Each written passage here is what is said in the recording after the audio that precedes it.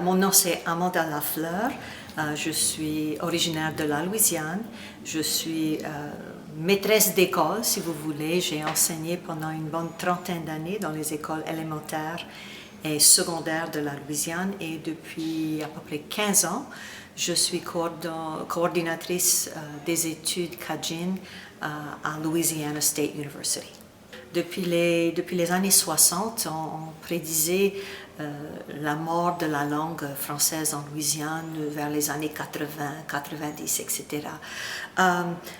Et je crois que d'autres langues en voie de disparaître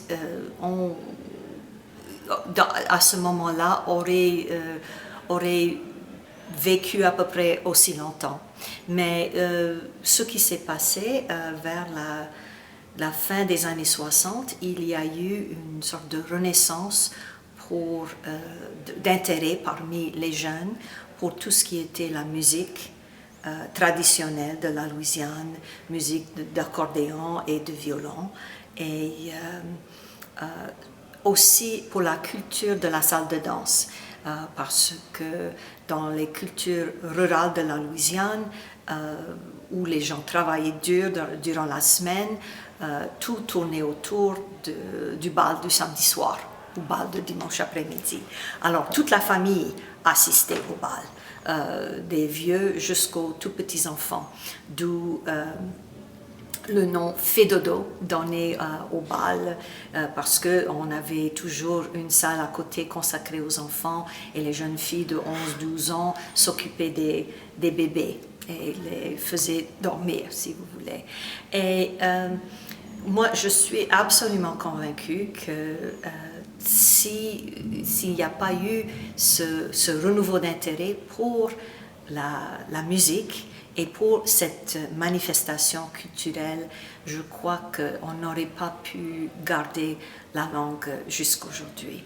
Nous voyons une sorte de synergie, si vous voulez, entre nos écoles, la tradition musicale et le tourisme en quelque sorte, parce que dans les écoles où on a lancé des programmes d'immersion, très souvent les enseignants insistent non seulement sur la langue mais la culture locale et on a eu sorti de cette tradition par exemple le groupe Feu Follet qui est un orchestre musical qui a connu un grand succès.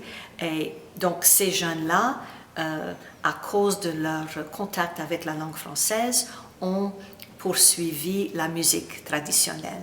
Puis nous avons d'un autre côté des jeunes musiciens qui commencent d'abord par un amour pour la musique et par la suite qui décident que s'ils veulent performer en la musique traditionnelle, vaut mieux pouvoir chanter en français parce que c'est pas la même chose si on commence à tout traduire en anglais.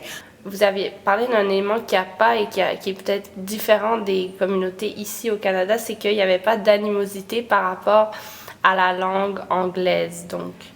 Oui, je dirais, enfin, j'oserais pas dire pas du tout, parce qu'il y a eu des communautés où les Américains, comme on dit, et les Français ou les Cajuns, où il y a eu des tensions entre les deux groupes pour des raisons diverses.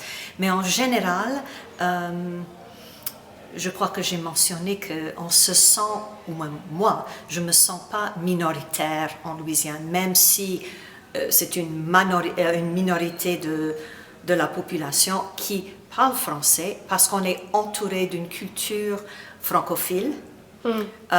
Et même les gens qui ne sont pas de la culture française ou acadienne ou cajun ou créole en Louisiane, ils ont une affection pour les traditions.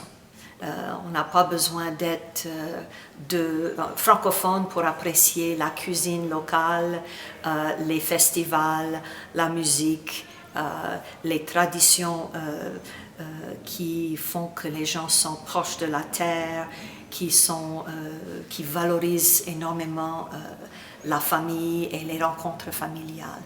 Donc dans ce cas-là, est-ce que vous diriez, parce qu'il y a eu plusieurs sujets qui ont été évoqués pour être comme la raison d'être finalement d'une communauté francophone, et donc est-ce que c'est plus efficace d'avoir une raison d'être politique ou une raison d'être finalement émotionnelle et rattachée justement à la culture ou à l'art, selon vous? Moi, je dirais que l'idéal, c'est d'avoir toute une constellation de motivation. Parce que nous sommes tous des individus, nous avons tous nos propres motivations. Et puis, de plus en plus en Louisiane, nous avons des jeunes qui sortent des programmes d'immersion, qui font pas forcément partie de la culture francophone du point de vue héréditaire, mais qui sont de toute façon entourés de cela. Et parfois, il y a des gens qui sont plus intéressés à la musique. Il y en a d'autres qui veulent voyager, connaître l'aventure. Il y en a d'autres qui voient l'intérêt économique, financier de pouvoir aborder des marchés francophones ailleurs dans le monde. Donc, il me semble que si on veut bien préparer un avenir pour notre francophonie, il faut soutenir et promouvoir toutes ces motivations. Puis une chose que vous avez beaucoup dit et qui est souvent revenue dans votre exposé de l'évolution de la langue justement en Louisiane, c'était l'importance de créer des espaces francophones. Comment est-ce qu'on crée un espace francophone? Il y a des multitudes de façons, j'imagine, de créer un espace francophone, mais finalement, qu'est-ce qui fait un espace francophone et puis un espace francophone qui permet justement l'épanouissement de la langue? Quand je parle de l'espace francophone, je parle du fait de dépasser le militantisme pour la langue, de passer à l'étape où on s'amuse en français, où on apprend quelque chose en français qu'on ne pourrait pas apprendre ailleurs ou autrement. Où on peut avoir des contacts, et ça peut être pour un jeune homme un contact avec une jolie fille en français. Donc il y a toutes sortes de motivations. On parle d'espace physique, c'est-à-dire certains lieux que les francophones fréquentent chez nous, mais on parle aussi de manifestations, des occasions comme le fameux francophone happy hour, où on sait que si on va tous les premiers mercredis soirs à tel ou tel endroit, on va pouvoir rencontrer d'autres francophones, mais aussi des espaces virtuels, où si on s'intéresse à connaître mieux l'ouest du Canada francophone, par exemple, qu'on peut aller sur tel ou tel site de Facebook et rencontrer des gens et faire des contacts très facilement. Donc, tout ça, c'est création d'espace. Et puis, évidemment, très important, et je pense c'est pour nous, non seulement en tant que francophones, mais en tant que citoyens du monde, parce que si on habite dans une démocratie, on a intérêt à être un citoyen engagé et on a intérêt à connaître d'autres perspectives. Donc, ce genre de forum, par exemple, permet la création d'un espace francophone multiculturel où il y a toujours des échanges enrichissants, même si on ne parle pas un mot de français.